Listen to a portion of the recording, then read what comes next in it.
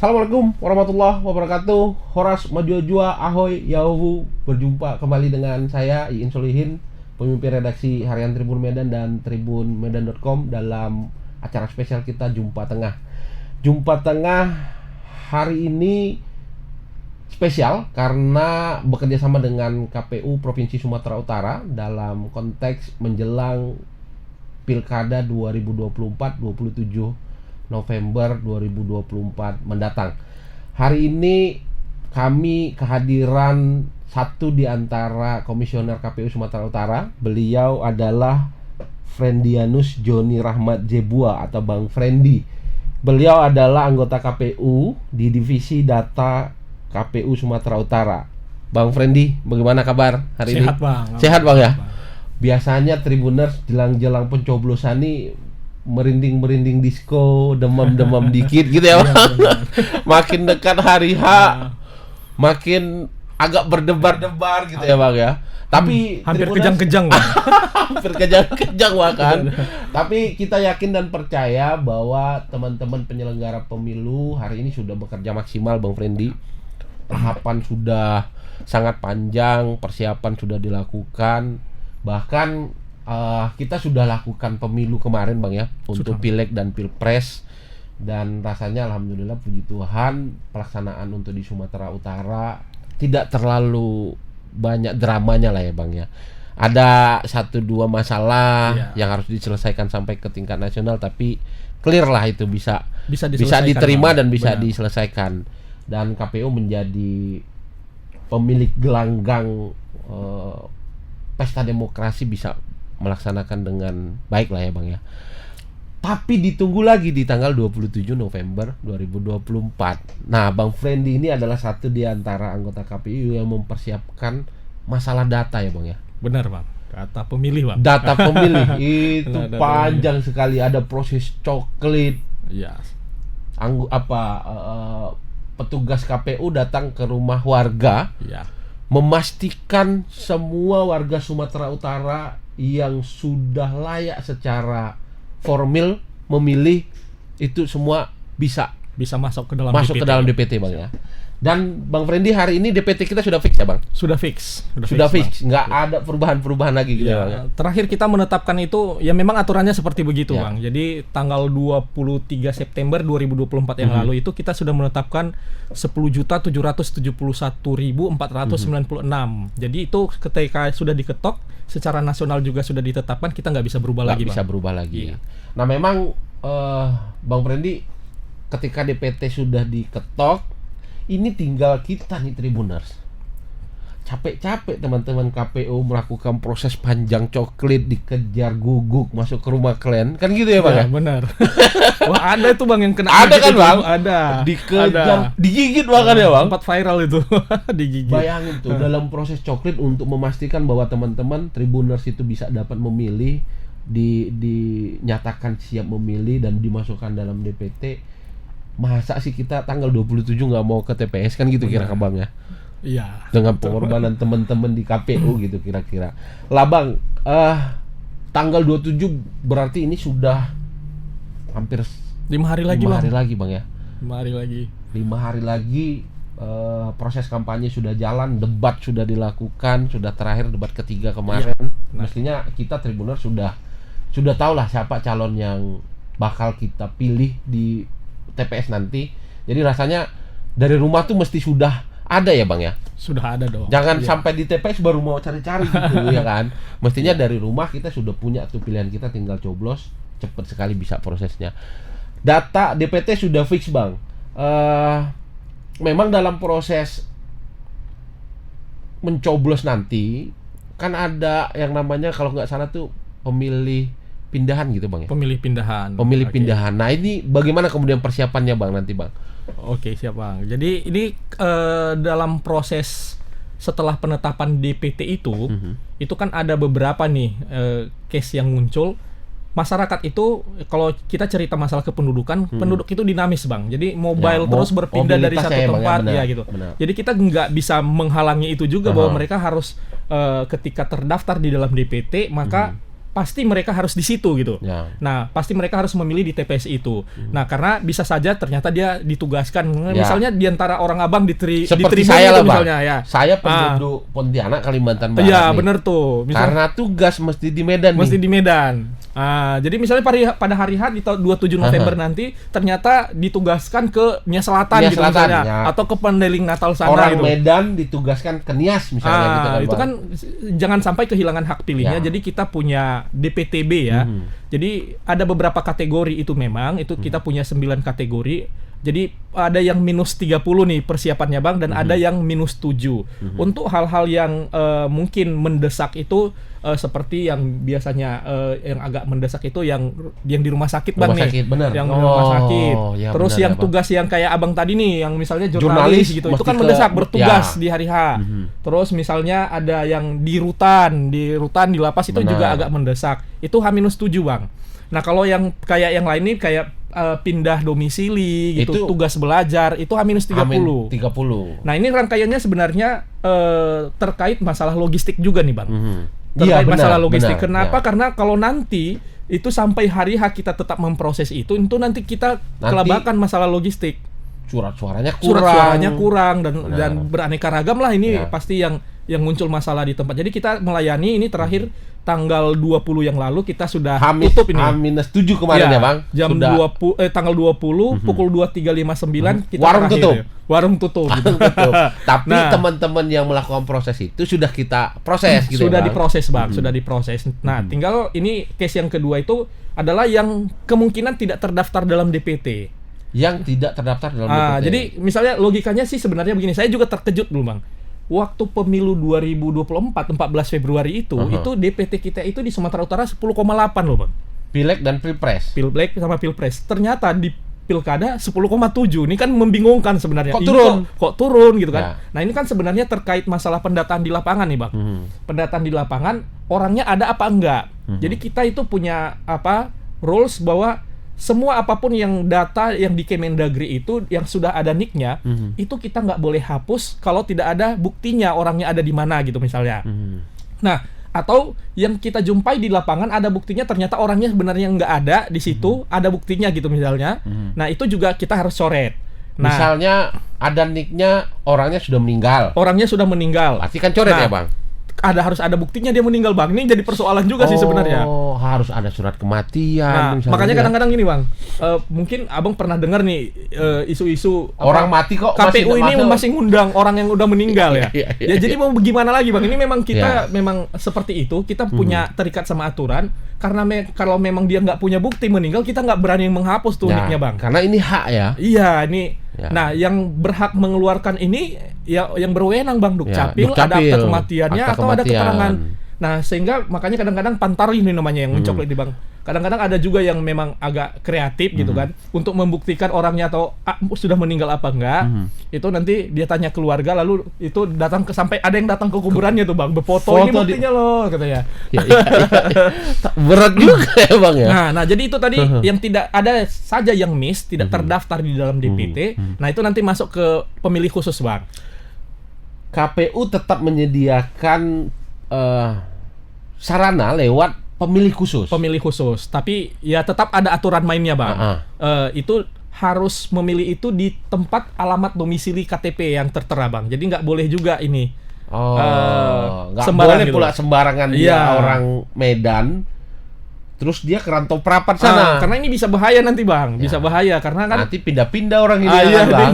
benar-benar. Ya, artinya kalaupun tidak masuk DPT berbekal EKTP Kalau EKTP. kita bisa datang ke domisili kita. Ya, gitu Bang? yang pokoknya alamat yang itu alamat yang TPS yang terdekat dengan alamat yang Ya. ada di EKTP gitu. Mestinya bisa Tribuners kan kita kalau dalam satu kampung itu kan kita udah tahu dan orang kenal kita di situ kan gitu Bang. Ya, benar.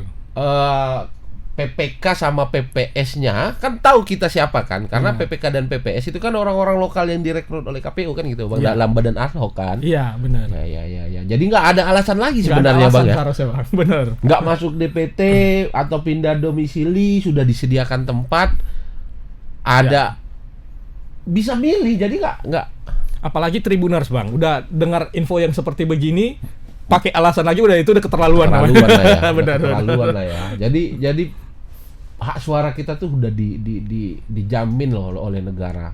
Memang lewat KPU dalam pelaksanaannya. Rasanya sudah clear lah ya Bang ya Harusnya sudah clear Bang. Soal data. Soal masalah data-data pemilih ini ya harusnya sudah selesai. Ya. Tapi mesti catatan juga ya Tribuners, kalau tadi misalnya orang Medan yang bertugas di Nias lalu sudah diberikan diurus sama KPU, nih masih walaupun kau di Nias kau masih bisa memilih.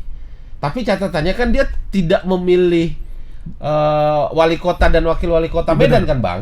Sesuai dengan apa KTP-nya Bang. Jadi kalau misalnya dia sudah lintas kabupaten, dia cuma bisa memilih yang di atasnya Bang. Berarti dia hanya bisa memilih gubernur dan wakil gubernur Sumut. Benar Nah, Bang. ini juga catatan nih Tribuners, jangan pula kalian ngamuk di TPS itu. Ya, minta apa pula nyoblos mana surat bupati ya kan? suaranya wali kota dan wakil wali kota Medan? Nggak ada di situ surat-suaranya. Nggak ada surat-suaranya di Labuan Batu Selatan sana Bang. Ya, betul. Bayangin orang drop logistik gitu. Kan nggak bisa lah ya Bang. Nggak bisa Bang. lah Berat ya. itu Bang. Ya, artinya yang bisa kita coblos adalah pemilihan di atasnya gitu ya Bang. Kalau kita orang Medan, wali kota dan wakil wali kota kita nggak bisa pilih, tapi kita bisa pilih untuk yang Sumatera Utara, pemilihan gubernur dan wakil gubernur.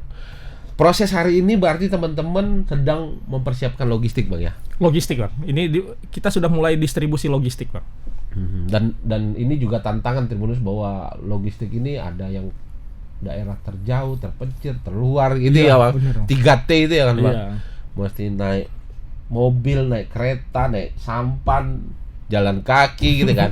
Tapi yang pasti itulah bagaimana caranya kemudian warga negara Indonesia bisa memilih dan melaksanakan hak demokrasinya gitu ya Bang ya. Data sudah selesai nih Bang. Lalu 5 hari lagi nyoblos kita. Benar. Biasanya Bang, teman-teman masyarakat lah ya, mau dia tim sukses atau masyarakat biasa, apalagi pers, mereka akan mantengin yang namanya Sirekap tuh Bang. Oke. Ini Sirekap nih di cerita Sirekap nih kita Bang. Ini bagian dari divisi Abang ya? Ya, ini kebetulan baru Bang. Kita baru beralih beberapa bulan jadi kita ini belakangan divisi data ini super sibuk hanya karena mempersiapkan itu. Karena sebelumnya sebenarnya ini gaweannya divisi teknis Bang. Awalnya Sirekap ini di divisi teknis. Di divisi teknis. Jadi mungkin alasannya melihat pengalaman pemilu kemarin, divisi teknis ini super sibuk. Jadi mungkin bagi-bagi tugas Bang. Kita ambil sebagian supaya agak ringan karena di hari H ini divisi data ini agak berkurang pula tugasnya Bang. Karena DPT sudah sip ya. Sibuk-sibuknya sebelumnya gitu. Ya. Jadi kita udah ini mulai ngelola Sirekap sekarang dan kita sudah upgrade lah Sirekap di pemilu 2024 dengan Sirekap yang akan digunakan di pilkada ini. Kita sudah coba evaluasi yang pemilu 2024 kemarin. Itu ada banyak ya permasalahan yang sampai jadi sorotan publik ya Bang. Sampai bukan cuman masyarakat aja Bang, di Komisi 2 juga kita sering dicecar soal Sirekap ini. Nah, kita berupaya untuk apa nih Bang? Memperbaiki, lihat fitur-fitur yang lemah di mana mungkin kalau akses internetnya bermasalah di satu tempat, kita cari solusinya seperti apa gitu kira-kira Bang. Itu sekarang kita kelola di divisi data. Di divisi data. Nah, Tribunus, tapi sebelum lanjut lagi nih ke beliau, saya mesti ingatkan Tribunus untuk terus mengupdate informasi melalui 2 platform kami. Ada Harian Tribun Medan yang terbit setiap hari, lalu ada tribunmedan.com yang detik-mendetik mengupdate informasi terkini soal berbagai peristiwa, termasuk perkembangan pilkada di Sumatera Utara, kabupaten kota di tingkat nasional maupun informasi-informasi di peristiwa lain di kawasan Sumatera Utara. Sirekap ini kan Bang menjadi primadona saat proses pencoblosan mulai berlangsung. Ya, waktu pemilu kemarin ya Bang ya. Waktu pemilu. Semua mantengin jagoan ya kan kira-kira begitu Bang. Benar. Ini kan ngomong server segala macam kan. Bayangkan total DPT saja Bang ya. Seluruh Indonesia 207 juta, Bang. 207 juta orang berbarengan buka handphone, buka tablet, setengahnya buka aja PC. mengakses itu bisa down servernya. Benar. Kan gitu ya Bang ya. Benar. Masing-masing memantau jagoannya karena server untuk setiap kabupaten kota kan juga berasal dari server KPU Satu RI server kan, Bang? semua nih, Bang. Ya. Satu server semua. Bayangin tuh Bang, semua orang bergegas-gegas Ya. termasuklah saya mengupdate informasi terkini Ya. di daerah masing-masing atau mau melihat nih jagoannya udah berapa perolehan suaranya. Itulah yang termasuk kemudian hari ini semakin kita tingkatkan gitu ya Bang Iya, performanya. benar, Bang. Jadi satu hal mungkin informasi soal Sirekap ini, Bang. Jadi kadang-kadang kan ketika di Komisi 2 DPR RI juga mencecar kita tentang Sirekap ini. Jadi di bayangan publik ini seolah-olah bahwa penentu dari apa hasil dari pemilu atau pemilihan kepala daerah itu adalah Sirekap gini, Bang. Ini yang jadi persoalan. Padahal di undang-undang tidak ada Sirekap, Bang. Nah, di undang-undang pilkada nggak ada Sirekap, Ya. di pemilu juga nggak ada Sirekap, dan bahkan di PKPU 17 yang terakhir kita PKPU 17 tahun 2024 tentang perhitungan dan pemungutan suara juga tidak ada disebutkan Sirekap, Bang. Nah, jadi Sirekap ini kalau dalam bahasa regulasinya sebenarnya hanyalah sarana dan prasarana. Ini bentuk infrastruktur alat bantu untuk pemungutan perhitungan suara dan rekapitulasinya, Bang. Jadi ini cuman Ini apa hanya ya, Bang? tools aja sebenarnya. Hanya tools ya. gitu. Hanya tools. Jadi yang aslinya itu sebenarnya adalah yang manual. Hitung ya. manual. Hitung manual, benar. Ya. Hitung manual. Tapi apapun ceritanya kan demi transparansi nih, Bang. Ya, Supaya publik juga cepat tahu kira-kira apa gambaran umum ini yang nyoblos-nyoblos ini, ya sebisa mungkin kita mencoba mengupload semua informasi terkini yang nanti dilakukan oleh operator-operator dari bawah yang ada KPPS itu, nanti di TPS itu ada ditugaskan itu untuk mengupload semua informasi. Ya. Jadi memang Sirekap ini Tribuners jangan menjadi dasar untuk kemudian menyatakan kemenangan gitu ya Bang ya. Benar, Bang. Ini kan masyarakat kita ini kadang gini nih Bang. Padahal Sirekap itu kan bergerak dia. Kalau data baru masuk 7 TPS misalnya ya Bang ya, bisa saja si A unggul. Ya. Tapi bergerak 30 menit kemudian masuk 20 TPS, Iya. bisa si B yang unggul. Iya, benar. Jadi ini bukan hasil resmi gitu ya Bang ya, hanya tools Ini untuk juga apa nih, Bang? Persoalan mungkin informasi juga. Sirekap ini kan yang jadi sorotan itu kan kadang-kadang dulu yang jadi persoalan yang disorot oleh publik ini adalah, loh ini nggak mungkin, kenapa suaranya kok tiba-tiba udah 1000-an, padahal yang di TPS itu jumlahnya cuma sekian. Mau begini Bang, TPS-nya di situ DPT-nya yang harusnya cuma 200-an. Ternyata suara yang didapatkan oleh pasangan calon tertentu atau yang kemarin ya sampai 1000 misalnya. ternyata 1000 lebih. Nah, ini kan sebenarnya namanya kita pakai apa ya Bang ya? Teknologi. Yang teknologi untuk membaca sampai sekarang juga belum terlalu sempurna. Jadi kadang-kadang yang kami pelajari setelah Sirekap ini masuk ke tangan kami nih, ke divisi kami, kadang-kadang ketika KPPS menuliskan angka 1, tulis angka 1 yang ada kepalanya di atas nih. Nah, ketika difoto itu sistem membacanya 7, Bang. Nah, yang 4 dibacanya 9, kadang begitu. Kadang kalau samar dia, ya? malah dia lebih dari situ gitu. Nah, coba kalau yang di Sirekap kali ini kita coba lebih mungkin lebih memintarkan gitu ya Bang, mungkin kemampuan aplikasinya. robotiknya itu. Nah, tapi tetap aja masih ada kelemahan, pasti itu kita nggak bisa ya karena bukan manusia ya Bang ya. Benar. Nah, kita tambahin sekarang, kalau dulu nggak ada fitur edit dulu Bang. Nah, jadi sekarang di aplikasi Sirekap Mobile yang akan dipegang KPPS itu nantinya itu kita tambahin fitur mengedit. Jadi mereka kalau ada yang salah, input, salah ini kok. Salah. Jadi harus dicocokin dulu. Dia bisa mengedit itu. Bisa Bang, berubah. bisa. Jadi dia nanti kita pastikan bahwa yang didapatkan itu sama itu dengan yang C plano yang dihitung ya, yang sesuai hasil hitungan, itulah yang kami inputkan ke Sirekap Mobile, ke sistem nanti Bang sistemnya. ya, sehingga ketika dibaca sistem nanti data crash itu sudah semakin kecil gitu ya. Ya, kira-kira begitu harapan ini Bang, harapan. Tapi kan upaya kita untuk terus memperbaiki Sirekap kan kita terus lakukan nih Bang, dan memang rasanya Tribuners itu hanya tools bagi kita untuk mengetahui, dan KPU melakukan itu juga sebagai proses transparansi mereka kan, kira-kira begitu benar Bang ya. Benar. Kalau memastikan bahwa data Sirekap itu 100% cocok juga rasanya enggak Bang ya, karena ya tadi menyinggung tadi kata Abang bahwa di PKPU, di undang-undang tuh nggak ada memuat klausul bahwa Sirekap menjadi hasil penentu. Nah gitu kan Bang, kira-kira kan. Dan untuk tim sukses, untuk pasangan calon, don't worry. Karena bukan Sirekap hasil penentu gitu-gitu, tapi boleh-boleh aja sudah mulai menyiapkan strategi dari hasil Sirekap kan kira-kira begitu kan Bang ya.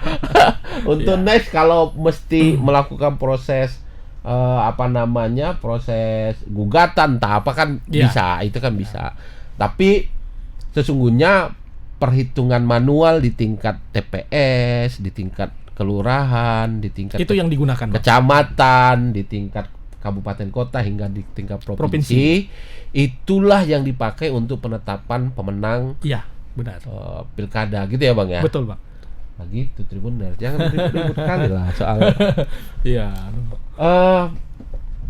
Tentu Bang, dibarengi kan dengan bagaimana kemudian teman-teman sebagai pengguna Sirekap, teman-teman yang upload data segala macam itu kan tentu dilatih segala macam. Nah proses itu bagaimana kemudian membiasakan benar. SDM kita itu. Benar. Ini mungkin apa ya Bang, kan keterbatasan waktu dan anggaran juga sebenarnya. Ini kita se-Sumatera Utara saja itu kita punya TPS sebanyak 25.223. Kali 7 loh KPPS-nya Bang. Luar biasa banyak gitu. Untuk membimtek KPPS ini bukan hal yang mudah. Kalau kita bimteknya per kelompok-kelompok, mungkin dari bawah nih, dari desa-desa gitu, per TPS itu anggarannya luar biasa besar itu Bang. Nah jadi kita dan termasuk menjadi kelemahan juga sih nanti kalau kita itu bimtek jadi rame-rame nih Bang. Jadi masal gitu gitu. Per kabupaten biasanya malah. Per kabupaten, ini mungkin kalau yang anggaran hibahnya lebih besar, mungkin masih bisa lah per kecamatan mereka buatnya gitu. Diperkecil gitu Bang ya. Diperkecil. Nah, ini banyak malah per kabupaten ngundang semuanya yang KPPS ini. Kalau masal gitu agak kurang efektif. Nah, kita kan pasti kita punya buku pedoman nih Bang. Ada buku panduan. Nah, untuk mereka melakukan itu. Ini kan sebenarnya tugasnya ini simpel nih sebenarnya Bang. Tukang foto ini sebenarnya, fotografer di hari H. Apapun hasilnya setelah dihitung suaranya, kerjanya tinggal foto. Nah tinggal saja ini ada gimana dia caranya mengikuti panduan tersebut. Ada kejadian khusus, misalnya ada saksi keberatan, itu kan dituliskan dan kerjanya tinggal foto aja, diupload sehingga nanti kan kita dapat informasi. Oh ternyata di TPS sana sistem membaca ya Bang. Saksi si anu keberatan gitu. Jadi kita transparan, kita bisa menginformasikan itu ke publik. Nah dan satu lagi Bang. Sirekap ini bukan cuma Sirekap mobile sebenarnya Bang. Kita ada juga Sirekap web namanya. Desktop ya Bang. Sirekap web ini penggunanya itu dipakai nanti sebagai tools juga di hari H ketika melakukan pleno nih Bang. Nah, pleno di tingkat kecamatan, kabupaten sampai provinsi. Dia itu kalau mungkin kayak apa ya Bang ya? Kayak Excel ya, bentuknya kayak Excel. Jadi ini alat bantu. Nah, cuman dengan berbagai fitur yang nanti kalau yang ini nggak sinkron dengan yang ini dia nggak bisa diinput begitu dia Bang apanya.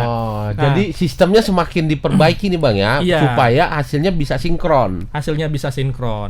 Nah jadi kita nanti menginput nanti ketika pleno, oh ini suara pasangan calon ini jumlahnya sekian. Nanti kita tinggal menginput, jadi tinggal kita print out dan itulah yang nanti kita biasa sebut D hasil yang akan dibagikan ke saksi-saksi.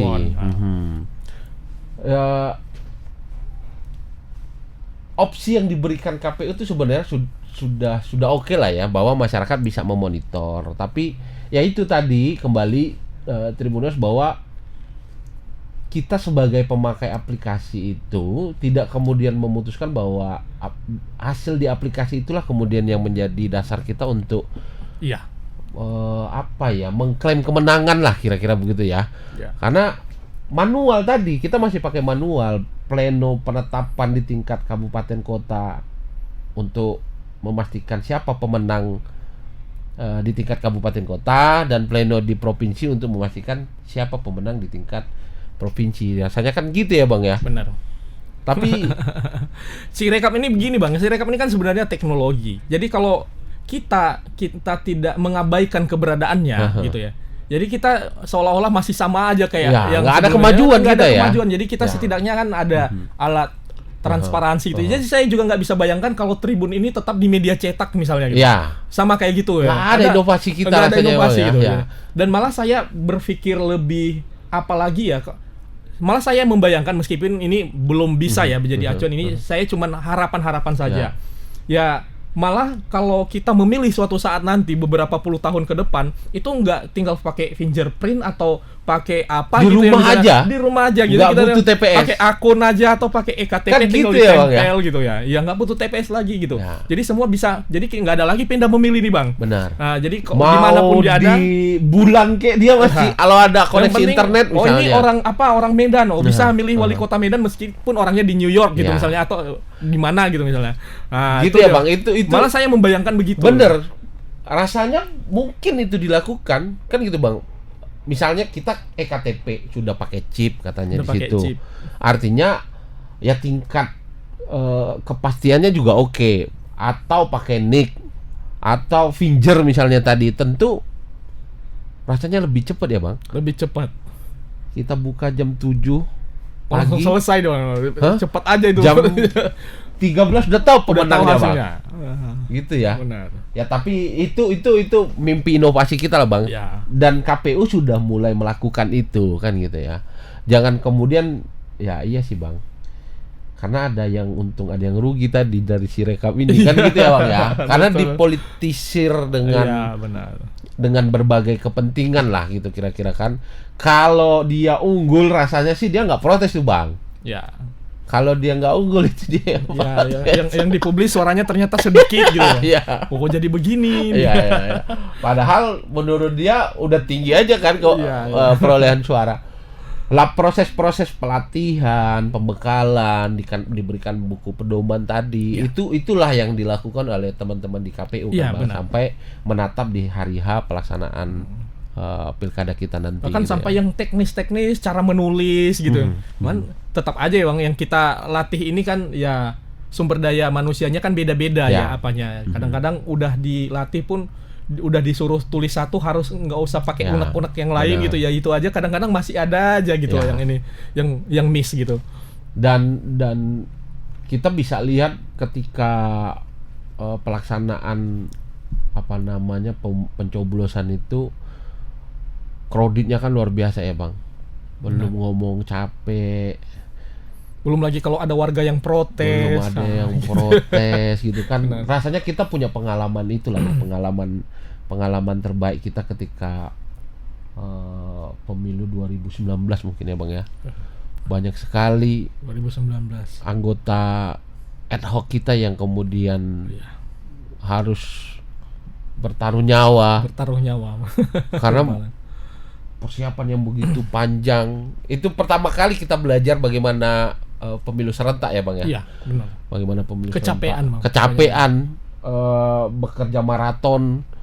Kan kalau TPS dibuka mulai jam 7, mereka baru bisa istirahat kan bisa tengah malam nanti kan Bang. Karena proses Tergantung perhitungan Ya. suaranya, Bang.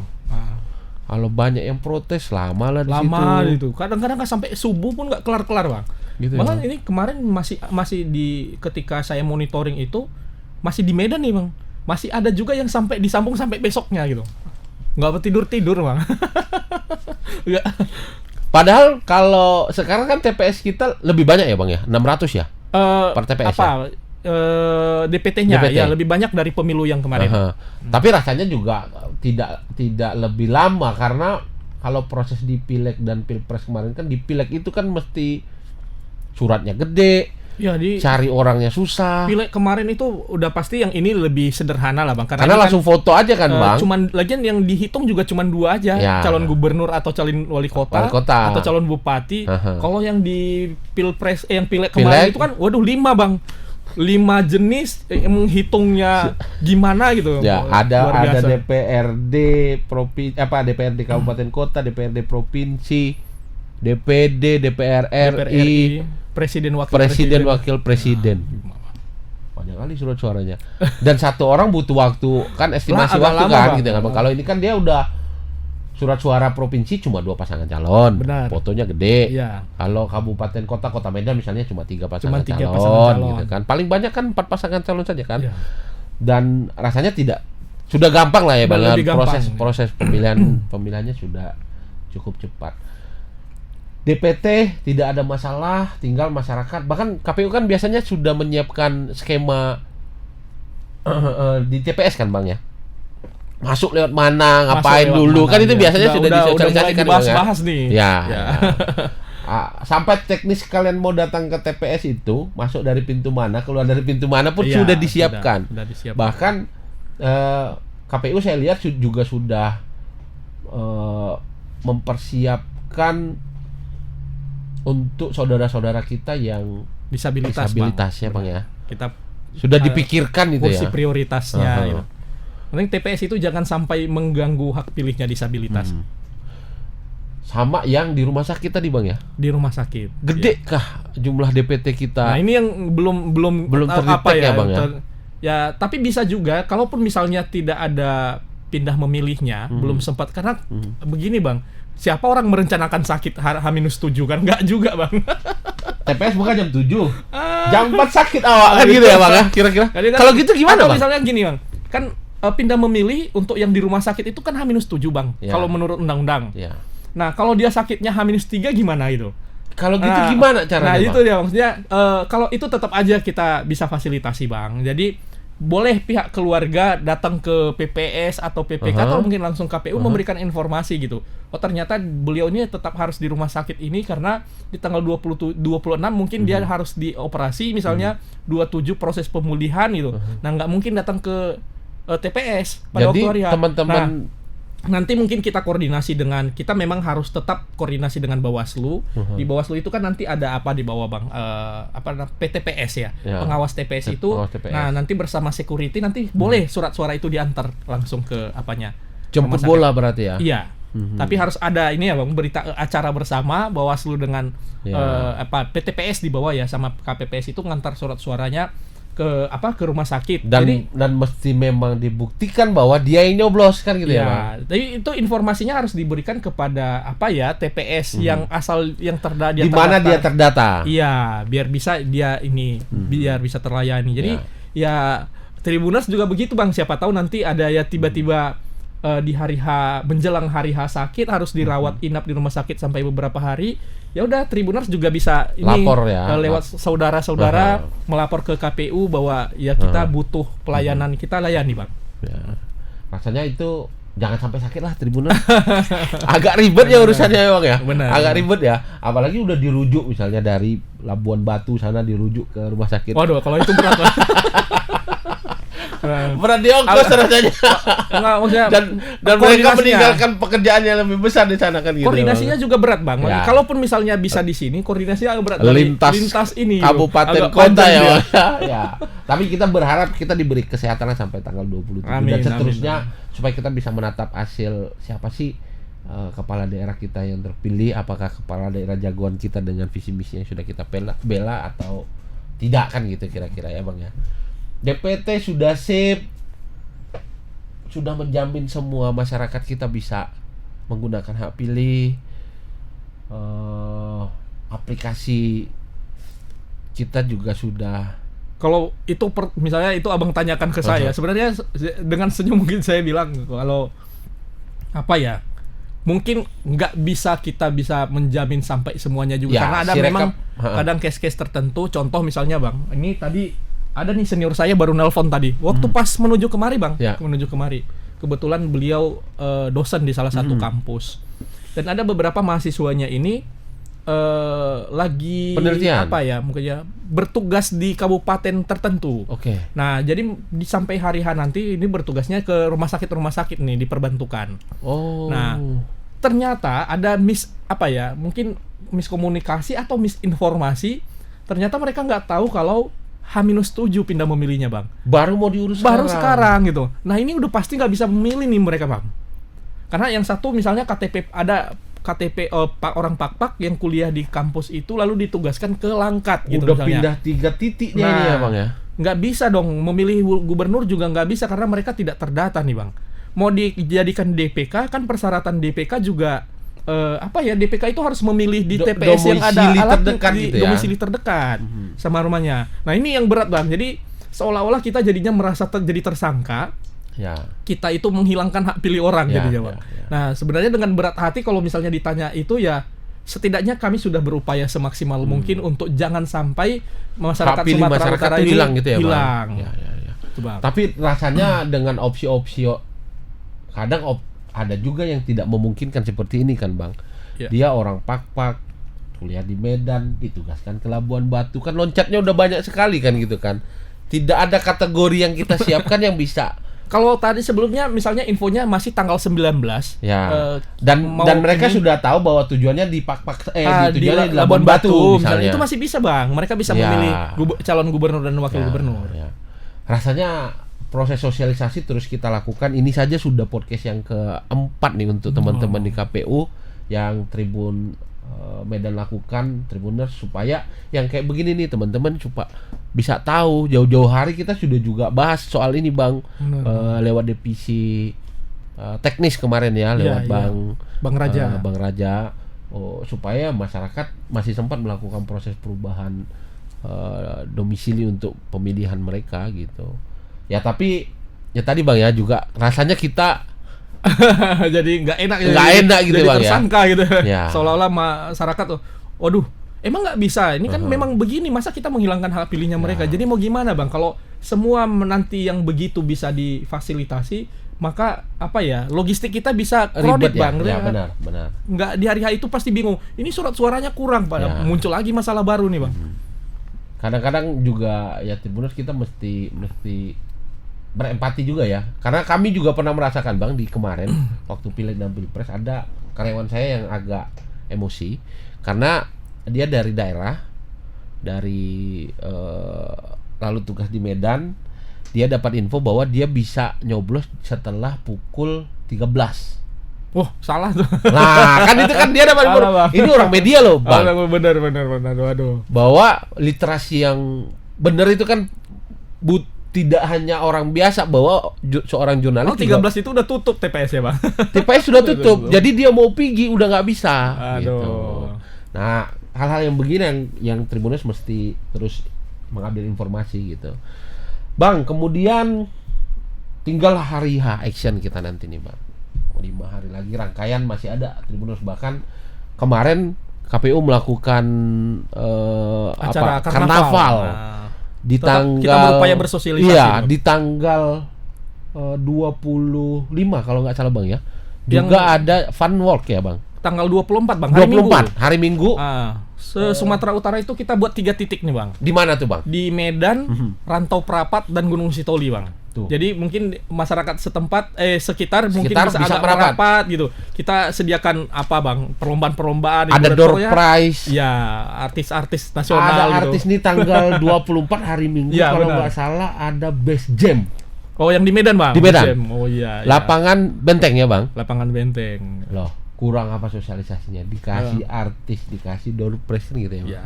Kira-kira. Supaya apa? Supaya masyarakat tertarik untuk Ya. kemudian menggunakan hak suara di tanggal 27. Di situ kita momennya untuk mensosialisasikan. Ya. Nanti kalau nggak ada yang begitu-begitu nggak pada datang tuh Bang. Ya, nggak tertarik ya. Nggak tertarik. Bang, kemudian bagaimana kemudian target kita Bang? Dari total DPT kan kita kemarin sudah evaluasi lah Ya. di Pileg dan Ya. Pilpres, dari jumlah DPT, lalu berapa yang kemudian menggunakan hak pilih, berapa yang golput segala macam, Ya. kan ada istilah golput di Ya. kita Bang. Dan bagaimana dengan target kita untuk di Pilkada 2024 ini? Kita nggak muluk-muluk Bang. Kita menargetkan partisipasi pemilih di pemilihan kepala daerah kali ini harus di atas 80%. Harus di atas 80%. Ya, karena sebelumnya ini ya setidaknya harapan Bang ya. Nah. Karena kita sudah berupaya maksimal sosialisasi sana sini, anggarannya tidak sedikit itu sosialisasinya. Ya. Dan dari pilkada ke pilkada itu biasanya Sumatera Utara itu nggak pernah nyampe 80 Bang. Paling hebat 78 gitu, 77 gitu. Pileg Pilpres kemarin? Ya segitu juga. Padahal- Sekecil-kecil dia Bang. Ya, Jadi kita berharap nanti ini karena kita merasa sudah berupaya maksimal untuk sosialisasi kepada masyarakat luas, ya harus bisa di atas 80%. Di atas 80%. Dan rasanya kalau saya melihat secara nasional ya Bang ya, Memang kita mungkin belum ada data resmi untuk di Sumatera Utara. Kalau data nasional itu hampir 50% lebih itu pemilih muda. Pemilih muda. Usia 18. Oh, kalau di Sumatera, Di Sumatera Utara gimana, itu Bang? Dari 10.771.000 yang saya sebutkan tadi itu, kalau generasi ini kan, kalau yang muda-muda ini kita kategorikan kami kategorikan dua nih, Bang. Oke. Gen Z sama Gen X ya, milenial. Milenial. Kalau Gen Z-nya itu kita 27,51%. 27,51%. Kalau di generasi milenial 33,9%. Sama juga, Bang, 50% Nah, jadi lebih ya. yang kalau digabung nih Gen Z dengan milenial milenial. itu 61%, Bang. Loh, lebih gede secara Lebih. nasional lagi kita. Lebih. Lo Tribuners tuh itu mestinya udah 61% 61%, Bang.